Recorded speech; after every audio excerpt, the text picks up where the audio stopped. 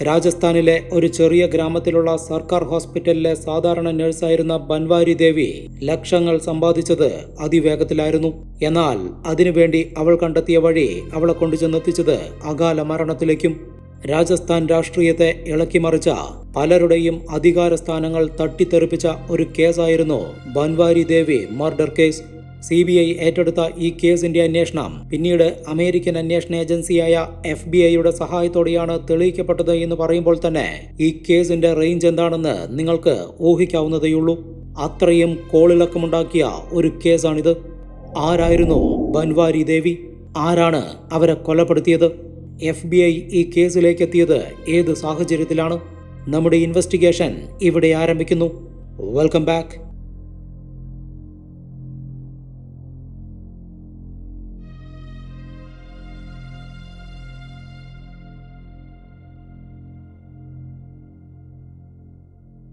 രാജസ്ഥാനിലെ അജ്മീർ ജില്ലയിലെ കിഷൻഗഡിലുള്ള ഒരു ചെറിയ ഗ്രാമത്തിലാണ് ബൻവാരി ദേവി ജനിച്ചത്. അവളുടെ മാതാപിതാക്കൾ കൂലിപ്പണിക്കാരായിരുന്നു. ബൻവാരിയുടെ അച്ഛൻ ഒരു റോഡപകടത്തിൽ മരിച്ചതോടെ കുടുംബത്തിന്റെ മുഴുവൻ ഉത്തരവാദിത്വവും അമ്മയുടെ ചുമലിലായി. സാമ്പത്തിക ബുദ്ധിമുട്ടുകൾ കാരണം ബൻവാരി ഉൾപ്പെടെയുള്ള 3 പെൺമക്കളെ അവർക്ക് സമൂഹ വിവാഹത്തിലൂടെ ഒരുമിച്ച് വിവാഹം കഴിപ്പിക്കേണ്ടി വന്നു. ആ സമയത്ത് ബൻവാരി ദേവിക്ക് വെറും 18 വയസ്സ് മാത്രമേ ഉണ്ടായിരുന്നുള്ളൂ.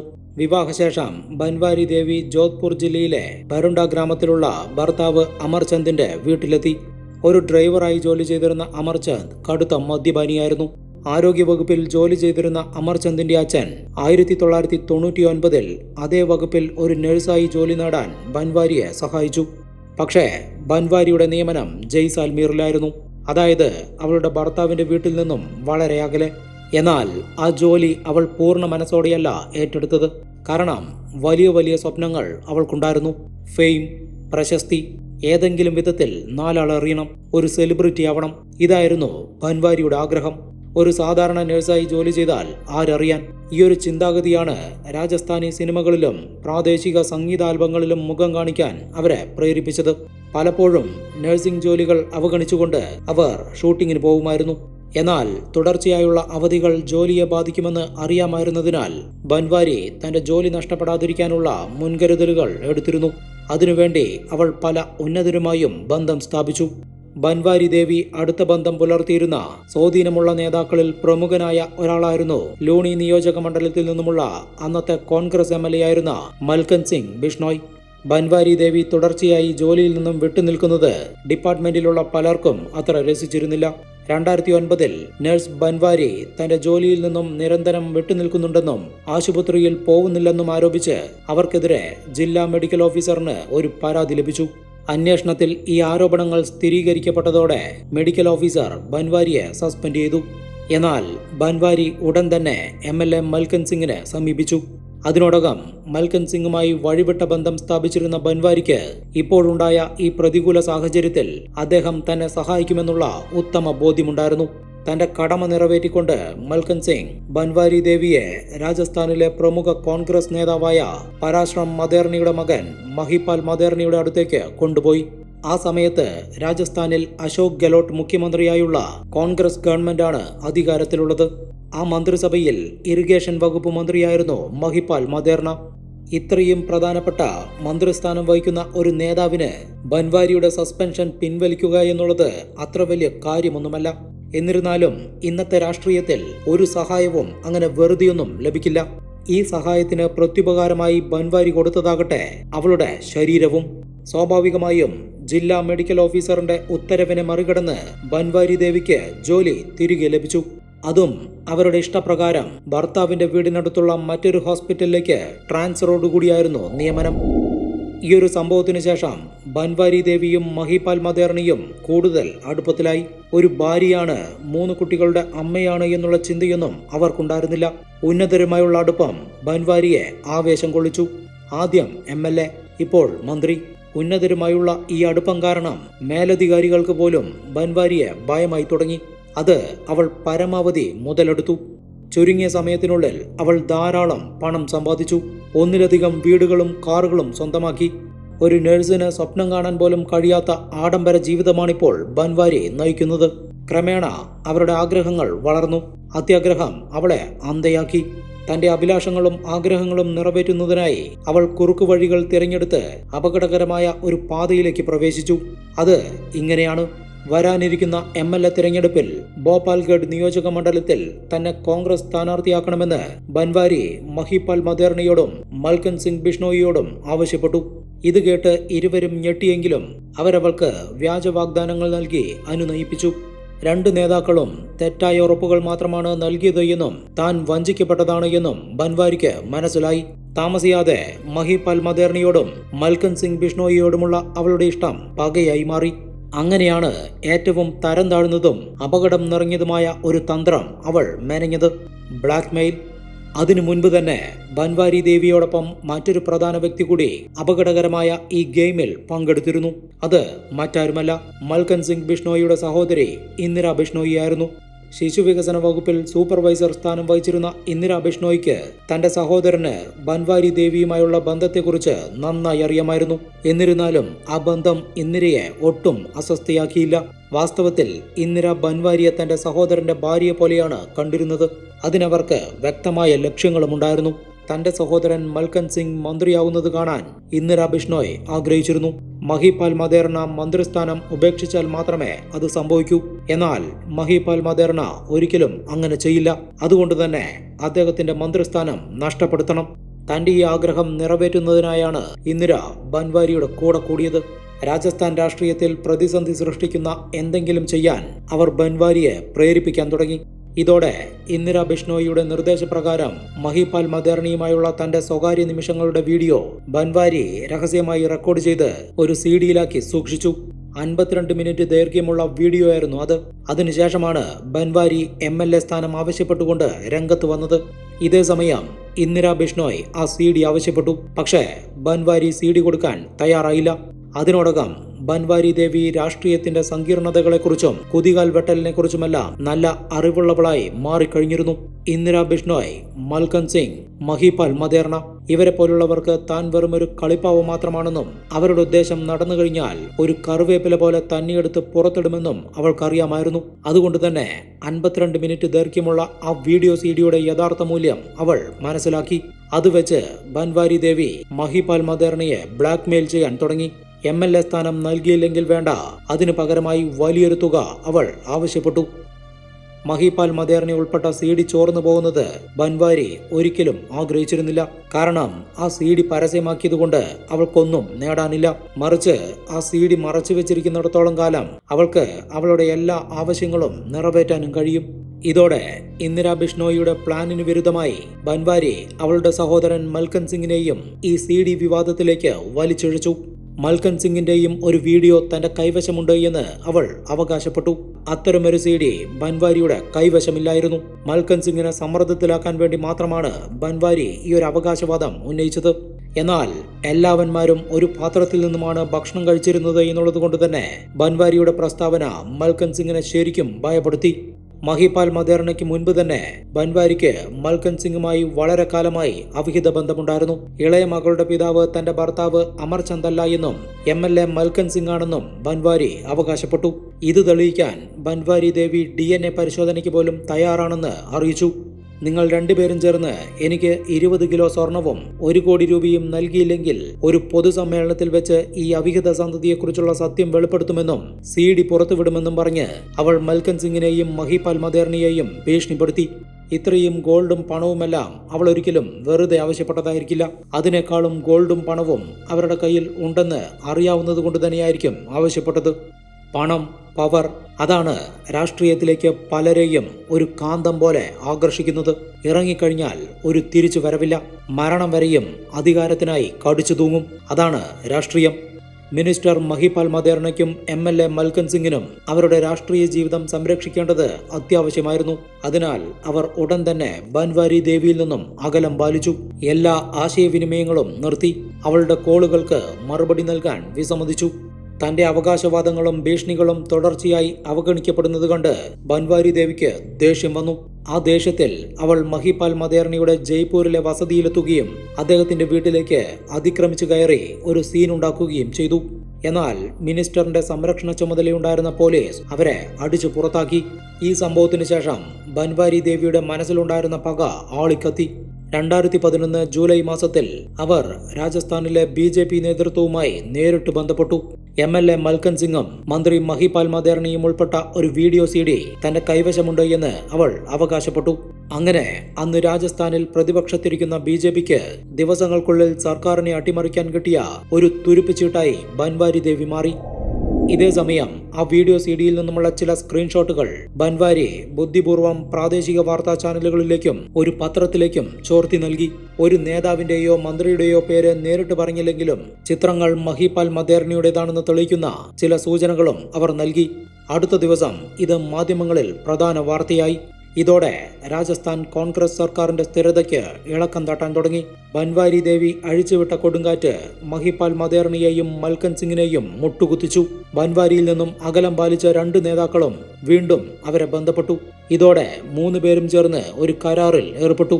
50 ലക്ഷം രൂപയ്ക്ക് പകരമായി ബൻവാരി ദേവി ആ CD കൈമാറണം. ഇതായിരുന്നു ഡീൽ. ഇതോടെ മഹിപാൽ മദേർണ ബൻവാരിക്ക് 2,50,000 രൂപ അഡ്വാൻസ് നൽകുകയും ബാക്കി തുക 2011 സെപ്റ്റംബറിൽ നൽകാമെന്ന് ഉറപ്പു നൽകുകയും ചെയ്തു. വീണ്ടും 3 പേരും പഴയതുപോലെ അടുപ്പത്തിലായി. എന്നാൽ താനൊരു മൂർഖനെയാണ് ചവിട്ടിയിരിക്കുന്നത് എന്ന് ബൻവാരി ദേവി ചിന്തിച്ചില്ല. തന്റെ പ്രവൃത്തികളുടെ അനന്തരഫലങ്ങൾ എന്തായിരിക്കുമെന്ന് അവൾക്ക് ഒരു ധാരണയുമില്ലായിരുന്നു. അതിനോടകം ജോധ്പൂരിലെ ഒരു ഹോട്ടൽ മുറിയിൽ ബൻവാരി ദേവിയെ കൊടുക്കുന്നതിനുള്ള ഒരു തിരക്കഥ തയ്യാറായി കഴിഞ്ഞിരുന്നു. ആ സമയത്ത് ബൻവാരി ദേവിയുടെ കൈവശം ഒരു മാരുതി സ്വിഫ്റ്റ് കാർ ഉണ്ടായിരുന്നു. അത് 2011 ഓഗസ്റ്റിൽ അവരുടെ ഒരു പരിചയക്കാരനായ സോഹൻലാൽ ബിഷ്ണോയിക്ക് 4,50,000 രൂപയ്ക്ക് വിറ്റിരുന്നു. സോഹൻലാൽ ഇതിനകം തന്നെ ബൻവാരിക്ക് 50,000 രൂപ അഡ്വാൻസും നൽകിയിരുന്നു. ഈ പറയുന്ന സോഹൻലാൽ ഒരു കോൺട്രാക്ടറായിരുന്നു. MLA മൽക്കൻ സിംഗിന്റെ ബന്ധു. മാത്രമല്ല മഹിപാൽ മദേർണിയുമായും വളരെ അടുപ്പമുള്ള വ്യക്തി. 2011 സെപ്റ്റംബർ 1 സോഹൻലാൽ ബിഷ്ണോയ് ബൻവാരി ദേവിയെ വിളിച്ച് മാരുതി സ്വിഫ്റ്റിന്റെ ബാക്കി തുക റെഡിയായിട്ടുണ്ട് എന്ന് അറിയിച്ചു. അതുപോലെ CDക്ക് പകരമായി മഹിപാൽ മദേർണ നൽകാനുള്ള ബാക്കി തുകയും തന്നെയാണ് ഏൽപ്പിച്ചിരിക്കുന്നത് എന്നും മഹിപാൽ മദേർണയെ അയച്ച രാജുഭായ് എന്ന വ്യക്തി ആദ്യം CD പരിശോധിക്കും. അത് യഥാർത്ഥമാണെങ്കിൽ മാത്രമേ ബാക്കി പണം നൽകൂ എന്നും അദ്ദേഹം ബൻവാരിയോട് പറഞ്ഞു. രാജുഭായിയെ കാണാൻ ബില്ലാര എന്ന സ്ഥലത്തെത്താനാണ് സോഹൻലാൽ പറഞ്ഞത്. സെപ്റ്റംബർ 1 ഉച്ചയ്ക്ക് 1 മണിക്ക് ബൻവാരി ദേവി CDയുമായി വീട്ടിൽ നിന്നും ബില്ലാരയിലേക്ക് പുറപ്പെട്ടു. ബില്ലാരയിലെത്തിയ ബൻവാരി ആദ്യം സോഹൻലാൽ ബിഷ്ണോയിയെ കണ്ടുമുട്ടി. അയാൾ അവളെ ഒരു മഹീന്ദ്ര ബൊലേറോയിൽ കയറ്റി. അതേ ബൊലേറോയിൽ ഇരിക്കുന്ന രാജുഭായ് എന്ന വ്യക്തിയെ അയാൾ ബൻവാരിക്ക് പരിചയപ്പെടുത്തി. ബൻവാരി ദേവി ആ CD രാജുഭായിക്ക് നൽകണം. പകരമായി ബാക്കി പണം അയാൾ അവൾക്ക് നൽകും. എന്നാൽ ലക്ഷങ്ങൾ ലഭിക്കുമെന്ന് സ്വപ്നം കണ്ട് സോഹൻലാലിനും രാജുഭായിക്കുമൊപ്പം ബില്ലാരയിലെത്തിയ ബൻവാരി ദേവി യഥാർത്ഥത്തിൽ മഹിപാൽ മദേർണയും മൽക്കൻ സിംഗും ചേർന്ന് തയ്യാറാക്കിയ ഒരു തിരക്കഥയുടെ ഭാഗം മാത്രമായിരുന്നു. കാറിന്റെ ബാക്കി പണം നൽകാൻ സോഹൻലാൽ ബൻവാരിയെ ബില്ലാരയിലേക്ക് വിളിച്ചതും CDക്ക് വേണ്ടി മഹിപാൽ മദേർണിയുമായി 50 ലക്ഷം രൂപയുടെ കരാറുണ്ടാക്കിയതുമെല്ലാം ആ തിരക്കഥയുടെ ഭാഗമാണ്. മഹിപാൽ മദേർണയ്ക്കും മൽക്കൻ സിംഗിനും ബൻവാരി ദേവി ഒരു പ്രധാന ഭീഷണിയായി മാറിയിരുന്നു. അത് അവരുടെ രാഷ്ട്രീയ ജീവിതത്തെ നശിപ്പിക്കാൻ സാധ്യതയുണ്ട്. അതിനാൽ ബൻവാരി ദേവിയെ കൊടുക്കാൻ അവരൊരു കെണിയൊരുക്കി. ആ കെണിയിൽ അവൾ കുടുങ്ങി. മഹിപാൽ മദേർണയുടെ ധനികനായ സുഹൃത്തായി താൻ കരുതിയ രാജുഭായ് രാജസ്ഥാനിലെ ഒരു കുപ്രസിദ്ധ കുറ്റവാളിയാണെന്ന് ബൻവാരി ദേവിക്ക് അറിയില്ലായിരുന്നു. അയാളുടെ യഥാർത്ഥ പേര് ഷഹാബുദ്ദീൻ എന്നാണ്. ആ ബൊലേറോയിൽ ഒരു CD പ്ലെയർ ഉണ്ടായിരുന്നു. ആ വാഹനം റോഡിലൂടെ അതിവേഗത്തിൽ പായുമ്പോൾ ബൻവാരി ദേവിയുടെയും മഹിപാൽ മദേർണിയുടെയും 52 മിനിറ്റ് ദൈർഘ്യമുള്ള ആ CD പ്ലേ ചെയ്യപ്പെട്ടു. ഷഹാബുദ്ദീൻ ആ CD മുഴുവനായും കണ്ട് അവളുടെ ഭീഷണി സത്യമാണെന്ന് ഉറപ്പുവരുത്തി. മഹിപാൽ മദേർണിയും ബൻവാരി ദേവിയും തമ്മിലുള്ള സ്വകാര്യ നിമിഷങ്ങൾ തന്നെയാണ് ആ CDയിലുള്ളത്. ഇതേ സമയം ഷഹാബുദ്ദീന്റെ വിശ്വസ്തനായ കൂട്ടാളി ബൽദേവ് ഒരു മാരുതി സ്വിഫ്റ്റ് കാറിൽ ബൊലേറോയുടെ പുറകിൽ തന്നെയുണ്ടായിരുന്നു. സോഹൻലാലും ഷഹാബുദ്ദീനും മണിക്കൂറുകളോളം ബൻവാരിയെ ആ വാഹനത്തിലിരുത്തി സിറ്റി മുഴുവൻ കറങ്ങി. വൈകുന്നേരമായി തുടങ്ങിയതോടെ ബൻവാരിയുടെ ഭയം വർദ്ധിച്ചു. എത്രയും പെട്ടെന്ന് പണം തരണമെന്ന് അവൾ നിർബന്ധം പിടിച്ചു. എന്നാൽ അജ്ഞാതമായ ആളനക്കമില്ലാത്ത ഒരു വഴിയിലേക്ക് അവർ വാഹനം തിരിച്ചുവിട്ടു. ഇതോടെ താൻ ട്രാപ്പിലാകപ്പെട്ടു എന്ന് ബൻവാരിക്ക് മനസ്സിലായി. സഹായത്തിനായി നിലവിളിക്കാൻ തുടങ്ങിയ അവൾ വാഹനത്തിൽ നിന്നും പുറത്തു ചാടാനുള്ള ശ്രമം നടത്തി. ഇത് കണ്ട് ഷഹാബുദ്ദീന്റെ കൂട്ടാളിയായ ബൽദേവ് സ്വിഫ്റ്റിൽ നിന്നും ഇറങ്ങി ബൊലേറോയിൽ കയറി. ഇപ്പോൾ 3 പേരും ചേർന്ന് ബൻവാരിയെ നിശബ്ദയാക്കാൻ ശ്രമിച്ചു. ഷഹാബുദ്ദീനും ബൽദേവും ചേർന്ന് ബൻവാരിയെ ബലമായി സീറ്റിനടിയിലേക്ക് തള്ളിയിട്ടു. അവൾ എഴുന്നേറ്റ് സഹായത്തിനായി കരയുന്നത് തടയാൻ കാലുകൾ കൊണ്ട് അവളുടെ കഴുത്തിൽ ചവിട്ടിപ്പിടിച്ചു. ഇതോടെ ബൻവാരി ദേവി ശ്വാസം മുട്ടി പിടയാൻ തുടങ്ങി. പക്ഷേ അവരതൊന്നും ശ്രദ്ധിച്ചതേയില്ല. താമസിയാതെ അവൾ ശ്വാസം കിട്ടാതെ മരണത്തിന് കീഴടങ്ങി. ബൻവാരി ദേവി മരിച്ചു കിടക്കുന്നത് കണ്ട് 3 പേരും ഞെട്ടി. കാരണം അവളെ കൊല്ലാൻ അവർക്ക് നിർദ്ദേശം ലഭിച്ചിരുന്നില്ല. പകരം ബൻവാരിയെ ജീവനോടെ മറ്റൊരാൾക്ക് കൈമാറാനായിരുന്നു നിർദ്ദേശം. എന്നാൽ ഇപ്പോൾ മരണം നടന്നു കഴിഞ്ഞതിനാൽ അവർക്ക് എങ്ങനെയെങ്കിലും മൃതദേഹം മറവ് ചെയ്യേണ്ടത് അത്യാവശ്യമായി. അങ്ങനെയാണ് പുതിയ കുറച്ച് കഥാപാത്രങ്ങൾ കൂടി രംഗപ്രവേശനം ചെയ്യുന്നത്. അതിലൊരാൾ സാഹിറാം ബിഷ്ണോയിയായിരുന്നു. മഹിപാൽ മദേർണയ്ക്കും മൽക്കൻ സിംഗിനും വേണ്ടി മുഴുവൻ തിരക്കഥയും എഴുതിയത് ഇയാളാണ്. അതായത് ബൻവാരിയിൽ നിന്നും CD വീണ്ടെടുക്കാൻ മന്ത്രി മഹിപാൽ മദേർണ സാഹിറാമിനെയാണ് ചുമതലപ്പെടുത്തിയിരുന്നത്. ഉമേഷ് റാം എന്ന മറ്റൊരു വ്യക്തി ഈ ജോലിയിൽ സാഹിറാമിനെ സഹായിച്ചു. ഇവർ 2 പേരുമാണ് ഷഹാബുദ്ദീനും സോഹൻലാലിനും എപ്പോൾ എങ്ങനെ കാര്യങ്ങൾ ചെയ്യണമെന്നുള്ള നിർദ്ദേശം കൊടുത്തുകൊണ്ടിരുന്നത്. CD-യുടെ വാർത്ത പുറത്തു വന്നതിനു ശേഷം ജൂലൈ 23-നും 26-നും ഇടയിൽ മഹിപാൽ മദേർണയും സാഹിറാമും തമ്മിൽ ഏകദേശം 21 ഫോൺ സംഭാഷണങ്ങളും സോഹൻലാലും മദേർണയും തമ്മിൽ 31 സംഭാഷണങ്ങളും നടത്തിയിട്ടുണ്ട്. ബൻവാരിയുടെ മരണശേഷം ഷഹാബുദ്ദീനും സോഹൻലാലും സാഹിറാമുമായി ബന്ധപ്പെട്ടു. തുടർന്ന് ബൻവാരിയുടെ മൃതദേഹം ജലോറിലേക്ക് കൊണ്ടുപോവാൻ സാഹിറാം നിർദ്ദേശിച്ചു. അങ്ങനെ ബൻവാരിയുടെ മൃതദേഹവുമായി സോഹൻലാലും ഷഹാബുദ്ദീനും കൂട്ടാളി ബൽദേവും ജലോറിലെത്തി. അവിടെ വെച്ച് അവർ ബിഷ്ണറാം എന്നൊരു വ്യക്തിയെ കാണുകയും ബൻവാരിയെ ജീവനോടെ ഏൽപ്പിക്കുകയും ചെയ്യണമായിരുന്നു. പക്ഷേ ബൻവാരിയുടെ മൃതദേഹം കണ്ടപ്പോൾ ബിഷ്ണറാം അത് സ്വീകരിക്കാൻ വിസമ്മതിച്ചു. ഇതോടെ പ്രമുഖനായൊരു വ്യക്തിയിൽ നിന്നും അയാൾക്കൊരു ഫോൺ കോൾ വന്നു. മൃതദേഹം വിജയകരമായി സംസ്കരിച്ചാൽ നിങ്ങൾക്ക് ഇഷ്ടമുള്ള പ്രതിഫലം ലഭിക്കുമെന്നും തന്നെയും തന്റെ സംഘത്തെയും ശല്യപ്പെടുത്തിക്കൊണ്ടിരിക്കുന്ന SP-യെ സ്ഥലം മാറ്റാമെന്നും ആ പ്രമുഖനായ വ്യക്തി അറിയിച്ചു.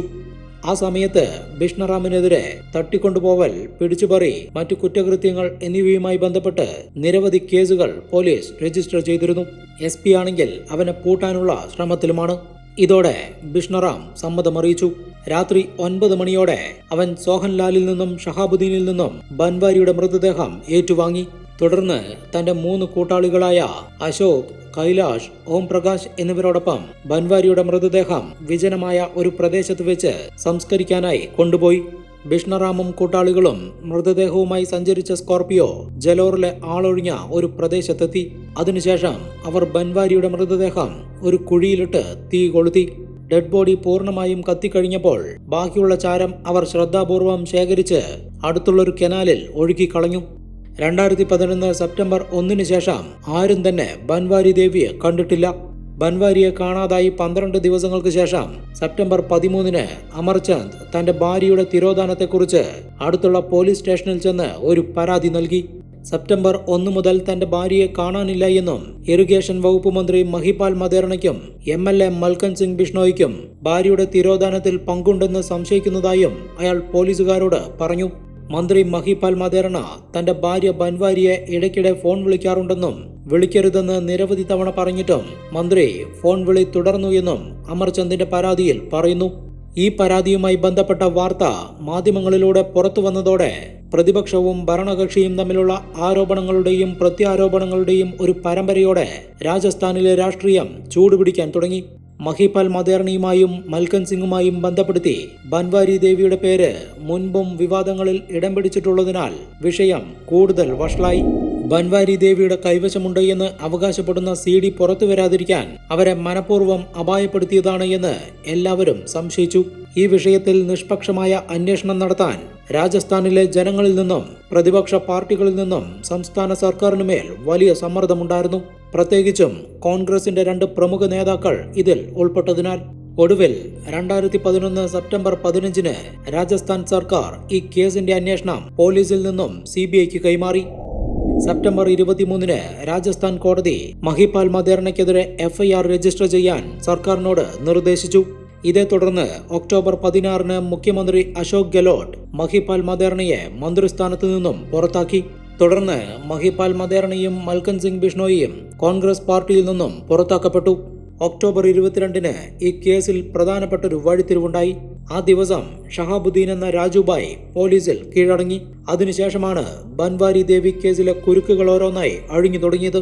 വലിയൊരു ഗൂഢാലോചനയുടെ ഭാഗമായാണ് ബൻവാരി ദേവി കൊല ചെയ്യപ്പെട്ടതെന്ന് CBIക്ക് അറിയാമായിരുന്നു. എന്നാൽ അവരുടെ മൃതദേഹം കണ്ടെത്തിയാൽ മാത്രമേ കൊലപാതകം തെളിയിക്കാൻ കഴിയൂ. 2011 സെപ്റ്റംബർ 3 ബൻവാരി ദേവിയും ഇന്ദിരാ ബിഷ്ണോയിയും തമ്മിലുള്ള 4 മിനിറ്റ് ദൈർഘ്യമുള്ള ഫോൺ സംഭാഷണത്തിന്റെ ആദ്യത്തെ തെളിവ് CBIക്ക് ലഭിച്ചു. ഈ റെക്കോർഡിംഗ്സിൽ ബൻവാരി ദേവിയും ഇന്ദിരാ ബിഷ്ണോയിയും സിഡിക്ക് വേണ്ടിയുള്ള ഇടപാടിനെക്കുറിച്ച് ചർച്ച ചെയ്യുകയായിരുന്നു. അതിനുശേഷം മഹിപാൽ മദേർണിയുടെയും ബൻവാരി ദേവിയുടെയും സ്വകാര്യ നിമിഷങ്ങളടങ്ങിയ വീഡിയോ CD മാധ്യമങ്ങൾക്ക് ലഭിച്ചു. ഈ CD രാജ്യമെമ്പാടും ഒരു കോളിളക്കം തന്നെ ഉണ്ടാക്കി. തനിക്കെതിരെ ഗൂഢാലോചന നടക്കുമെന്ന് ബൻവാരി ദേവിക്ക് അറിയാമായിരുന്നു. അതിനാൽ തനിക്കെന്തെങ്കിലും സംഭവിച്ചാൽ മഹിപാൽ മദേർണ രക്ഷപ്പെടില്ലെന്ന് ഉറപ്പാക്കാൻ അവർ ആ CDയുടെ നിരവധി പകർപ്പുകൾ ഉണ്ടാക്കിയിരുന്നു. ഈ CDകളിലൊന്ന് ബൻവാരി ദേവി അജ്മീറിലെ ഒരു ബാങ്ക് ലോക്കറിൽ ഒളിപ്പിച്ചു വെച്ചിരുന്നു. പിന്നീട് ആ CD ബാങ്ക് ലോക്കറിൽ നിന്ന് CBI കണ്ടെടുത്തു. തുടർന്ന് ബൻവാരി ദേവിയുടെ തട്ടിക്കൊണ്ടുപോകലിലും കൊലപാതകത്തിലും മുഖ്യ ഗൂഢാലോചനക്കാരനായ സാഹിറാമിനെയും കൂട്ടാളി ഉമേഷ് റാമിനെയും CBI അറസ്റ്റ് ചെയ്തു. CBIയുടെ ചോദ്യം ചെയ്യലിൽ ബൻവാരി ദേവിയുമായുള്ള ബന്ധത്തെക്കുറിച്ച് മഹിപാൽ മദേർണ തുറന്ന് സമ്മതിച്ചു. ഇതോടെ 2011 ഡിസംബർ 2 CBI പ്രാഥമിക കുറ്റപത്രം സമർപ്പിച്ചു. അതേ രാത്രിയിൽ തന്നെ മഹിപാൽ മദേർണയെ അറസ്റ്റ് ചെയ്തു. ആ അറസ്റ്റിനു ശേഷം CBI മറ്റൊരു അറസ്റ്റ് കൂടി നടത്തി. അത് മറ്റാരുമായിരുന്നില്ല, ബൻവാരി ദേവിയുടെ ഭർത്താവായിരുന്നു. ഡിസംബർ 8 അമർചന്ദ് അറസ്റ്റ് ചെയ്യപ്പെട്ടത്. ബൻവാരി ദേവിയെ തട്ടിക്കൊണ്ടുപോയി കൊലപ്പെടുത്താനുള്ള ഗൂഢാലോചനയിൽ അമർചന്ദിനും പങ്കുണ്ടെന്ന് CBI പറയുന്നു. ഇതാണ് അദ്ദേഹത്തിന്റെ അറസ്റ്റിന് കാരണമായത്. സെപ്റ്റംബർ 1 CD ഇടപാട് അന്തിമമാക്കി പണം വാങ്ങാനായി ബൻവാരി സോഹൻലാലിനെ കാണാൻ പോകുമ്പോൾ അവൾക്ക് എന്താണ് സംഭവിക്കാൻ പോകുന്നത് എന്ന് അമർചന്ദിന് അറിയാമായിരുന്നു എന്നാണ് CBI പറയുന്നത്. ബൻവാരിക്ക് എന്തെങ്കിലും സംഭവിച്ചാൽ അവൾക്ക് ലഭിക്കേണ്ട പണം തനിക്ക് ലഭിക്കുമെന്ന് അമർചന്ദ് കണക്കുകൂട്ടിയിരുന്നു. അതുകൊണ്ടാണ് അദ്ദേഹം ബൻവാരിയുടെ ശത്രുക്കളുമായി ഒത്തുകളിച്ചത്. എന്നാൽ ബൻവാരിയുടെ മരണശേഷം അദ്ദേഹത്തിന് ആരിൽ നിന്നും ഒരു പൈസ പോലും ലഭിച്ചില്ല. ഡിസംബർ 19 മൽക്കൻ സിംഗും അറസ്റ്റിലായി. മൽക്കൻ സിംഗിന്റെ കുടുംബത്തിലെ ചില അംഗങ്ങളും ഈ കേസിൽ ഉൾപ്പെട്ടിരുന്നു. പിന്നീട് അവരും അറസ്റ്റ് ചെയ്യപ്പെട്ടു. താമസിയാതെ ബൻവാരിയുടെ മൃതദേഹം സംസ്കരിച്ച ബിഷ്ണറാമിന്റെ കൂട്ടാളിയായ ഓം പ്രകാശിനെയും പോലീസ് പിടികൂടി. പിന്നീട് ബിഷ്ണറാമിനെയും അദ്ദേഹത്തിന്റെ മറ്റൊരു കൂട്ടാളിയായ കൈലാഷിനെയും അറസ്റ്റ് ചെയ്തു. ബിഷ്ണറാമിന്റെ കൂട്ടാളികളിൽ ഒരാളായ അശോക് 2012 ജനുവരി 17 പോലീസിൽ കീഴടങ്ങി. അവരെല്ലാവരും CBIക്ക് മുൻപാകെ കുറ്റം സമ്മതിച്ചു. ബിഷ്ണറാമും കൈലാഷും ഓം പ്രകാശും അന്വേഷണ ഉദ്യോഗസ്ഥരെ ബൻവാരിയുടെ മൃതദേഹം കത്തിച്ച സ്ഥലത്തേക്ക് കൊണ്ടുപോയി. ബൻവാരിയെ കത്തിച്ച കുഴിയും പിന്നീട് അവളുടെ മൃതദേഹത്തിന്റെ അവശിഷ്ടങ്ങൾ വലിച്ചെറിഞ്ഞ കനാലും അവർ അന്വേഷണ സംഘത്തിന് കാണിച്ചു കൊടുത്തു. ഇതിനെ തുടർന്ന് CBI ഉടൻ തന്നെ ആ കനാലിൽ തിരച്ചിൽ ആരംഭിച്ചു. 4 ദിവസത്തെ തീവ്ര പരിശ്രമത്തിനും തിരച്ചിലിനും ശേഷം കനാലിൽ നിന്നും CBI നിർണായകമായ തെളിവുകൾ കണ്ടെത്തി. ബൻവാരി ദേവിയുടെ പല്ലുകൾ, തലയോട്ടിയുടെ ചില ഭാഗങ്ങൾ, കാൽവിരലിലെ മോതിരങ്ങൾ, കമ്മലുകൾ, ഒരു ലോക്കറ്റ്, ഒരു വാട്ടർ പ്രൂഫ് റിസ്റ്റ് വാച്ച് എന്നിവ CBI കണ്ടെടുത്തു. ഒരു ചാക്ക്, ഒരു വലിയ കത്തി, 2 നാടൻ പിസ്റ്റളുകൾ, ഒരു ക്രിക്കറ്റ് ബാറ്റ് എന്നിവയും അതേ കനാലിൽ നിന്നും കണ്ടെത്തി. ബൻവാരി ദേവിയെ ക്രിക്കറ്റ് ബാറ്റിൽ മുള്ളുകമ്പി ചുറ്റി അടിച്ചു കൊലപ്പെടുത്തുകയായിരുന്നു എന്നുള്ള സ്ഥിരീകരിക്കപ്പെടാത്ത ചില റിപ്പോർട്ടുകളുമുണ്ട്. കനാലിൽ നിന്നും കണ്ടെടുത്ത കമ്മലുകൾ, കാൽവിരലിലെ മോതിരങ്ങൾ, വാച്ച്, മറ്റു വസ്തുക്കൾ എന്നിവ തന്റെ അമ്മയുടേതാണെന്ന് ബൻവാരി ദേവിയുടെ മക്കൾ തിരിച്ചറിഞ്ഞു. അങ്ങനെ യാതൊരു സമ്മർദ്ദത്തിനും വഴങ്ങാതെ CBI വെറും 100 ദിവസത്തിനുള്ളിൽ ഈ കേസ് തെളിയിച്ചു. തുടർന്ന് ബൻവാരി ദേവിയുടെ കത്തിക്കരിഞ്ഞ അസ്ഥികളും പല്ലുകളും ബൻവാരിയുടെ മകന്റെയും മകളുടെയും രക്തസാമ്പിളുകൾക്കൊപ്പം DNA പരിശോധനയ്ക്കായി അയച്ചപ്പോഴാണ് കേസിൽ ഒരു ട്വിസ്റ്റ് ഉണ്ടായത്. കനാലിൽ നിന്നും കണ്ടെത്തിയ അസ്ഥികൾ മൃഗങ്ങളുടേതാണെന്ന് ഫോറൻസിക് വിദഗ്ധർ അവകാശപ്പെട്ടു. ഇതോടെ എല്ലാവരെയും ഞെട്ടിച്ചുകൊണ്ട് CBI നിർണായകമായ മറ്റൊരു നീക്കം നടത്തി. കനാലിൽ നിന്ന് ലഭിച്ച പല്ലും തലയോട്ടിയുടെ ചില ഭാഗങ്ങളും DNA പരിശോധനയ്ക്കായി അമേരിക്കയിലെ FBI ലാബിലേക്ക് അയച്ചു. അങ്ങനെ അമേരിക്കൻ അന്വേഷണ ഏജൻസിയായ FBI കേസിന്റെ ഭാഗമായ ഇന്ത്യയിലെ ആദ്യത്തെ കേസ് എന്ന പേരും ബൻവാരി ദേവി കേസിന് ലഭിച്ചു. കനാലിൽ നിന്നും കണ്ടെത്തിയ അസ്ഥികളും പല്ലുകളും ബൻവാരി ദേവിയുടേതാണെന്ന് FBI അന്വേഷണത്തിൽ തെളിഞ്ഞു. ഇതോടെയാണ് ബൻവാരി ദേവി മരിച്ചതായി സ്ഥിരീകരിച്ചത്. ഈ വെളിപ്പെടുത്തലുകൾക്കും അറസ്റ്റുകൾക്കും തെളിവെടുപ്പുകൾക്കും ശേഷം CBI രണ്ടാമത്തെ കുറ്റപത്രം സമർപ്പിച്ചു. കുറ്റപത്രത്തിൽ മറ്റു പ്രതികൾക്കൊപ്പം മഹിപാൽ മദേർണ, മൽക്കൻ സിംഗ് എന്നിവർക്കെതിരെ കൊലപാതകം, തട്ടിക്കൊണ്ടുപോകൽ, ക്രിമിനൽ ഗൂഢാലോചന, തെളിവ് നശിപ്പിക്കൽ എന്നീ കുറ്റങ്ങൾ ചുമത്തി. അതേസമയം ബൻവാരിയുടെ ഭർത്താവ് അമർചന്ദിനെതിരെ ക്രിമിനൽ ഗൂഢാലോചന, തെളിവ് നശിപ്പിക്കൽ, തട്ടിക്കൊണ്ടുപോകൽ എന്നീ കുറ്റങ്ങളാണ് ചുമത്തിയത്. ഒടുവിൽ മൽക്കൻ സിംഗിന്റെ സഹോദരി ഇന്ദിര ബിഷ്ണോയിയും അറസ്റ്റിലായി. 2017 CBI ഇന്ദിരയെ അറസ്റ്റ് ചെയ്തത്. 6 വർഷമായി അവർ ഒളിവിലായിരുന്നു. ബൻവാരിയുടെ തട്ടിക്കൊണ്ടുപോകലിലും കൊലപാതകത്തിലും ഗൂഢാലോചന കുറ്റം ചുമത്തി ഇന്ദിര ബിഷ്ണോയ്ക്കെതിരെയും കേസെടുത്തു. നിലവിൽ ഈ കേസ് കോടതിയിൽ പെൻഡിംഗ് ആണ്. കനാലിൽ നിന്നും കണ്ടെത്തിയ ബൻവാരി ദേവിയുടെ അസ്ഥികൾ പരിശോധിച്ച FBI DNA വിദഗ്ധനെ 2021 വരെ CBI കോടതിയിൽ ഹാജരാക്കിയിട്ടില്ല. ഇതുമൂലം കേസ് വളരെ കാലം കോടതിയിൽ കെട്ടിക്കിടക്കുകയായിരുന്നു. ആ DNA വിദഗ്ധന്റെ മൊഴിയില്ലെങ്കിൽ CBIയുടെ കേസ് ദുർബലമാകും. വീഡിയോ കോൺഫറൻസിലൂടെ ആ DNA വിദഗ്ധന്റെ മൊഴിയെടുക്കണമെന്ന് CBI കോടതിയോട് ആവശ്യപ്പെട്ടിരുന്നു. എന്നാൽ കോടതിയിൽ DNA വിദഗ്ധനെ എത്തിക്കണമെന്ന് പറഞ്ഞുകൊണ്ട് CBIയുടെ ആവശ്യം കോടതി നിരസിച്ചു. ആ DNA വിദഗ്ധനെ കോടതിയിൽ ഹാജരാക്കാൻ ഇതുവരെ CBIക്ക് കഴിഞ്ഞിട്ടില്ല. അതുകൊണ്ട് തന്നെ ഈ കേസ് FBI DNA വിദഗ്ധന്റെ സാക്ഷ്യമില്ലാതെ ഇനി മുന്നോട്ട് പോകും. അത് CBIയുടെ കേസിനെ ദുർബലപ്പെടുത്തും. ആകെ 17 പ്രതികളുടെ പേരുകൾ ഉൾപ്പെടുത്തിയിട്ടുണ്ട്. 2022 ആയപ്പോഴേക്കും 17 പ്രതികൾക്കും ജാമ്യം ലഭിച്ചു. ബൻവാരി ദേവി കൊലക്കേസിലെ പ്രധാന പ്രതിയായ മഹിപാൽ മദേർന 2021 ഒക്ടോബർ 17 ജോധ്പൂരിലെ വസതിയിൽ വെച്ച് 69-ാം വയസ്സിൽ ക്യാൻസർ ബാധിതനായി മരണപ്പെടുകയും ചെയ്തു. ഇനി ഈ കേസിന്റെ ഭാവി എന്താവുമെന്ന് കണ്ടറിയണം. പണത്തിനും അധികാരത്തിനും വേണ്ടി എന്തു വൃത്തികേടും കാണിക്കുന്ന നിരവധി പേർ ഈ രാജ്യത്തുണ്ട്. പോലീസും നിയമവുമെല്ലാം അവർക്ക് പുല്ലാണ്. അവരെ പൂർണ്ണമായും തിരുത്താനൊന്നും കഴിയില്ലെങ്കിലും അവരുടെ മനസ്സിൽ ചെറിയൊരു ഭയമുണ്ടാക്കാനെങ്കിലും ഈ കേസിൽ ഉചിതമായൊരു വിധി വരേണ്ടതുണ്ട്. അതുപോലെ പണത്തിനു വേണ്ടി സ്വന്തം ശരീരം വിൽപ്പന ചരക്കാക്കുന്നവർക്കും ഒരു നല്ല താക്കീതാണ് ഈ കേസ്. എന്താണ് ഈ കേസിനെ കുറിച്ചുള്ള നിങ്ങളുടെ അഭിപ്രായമെന്ന് കമന്റ് ചെയ്ത് പറയൂ. പുതിയൊരു ഇൻവെസ്റ്റിഗേഷനുമായി വീണ്ടും കാണാം. ബൈ.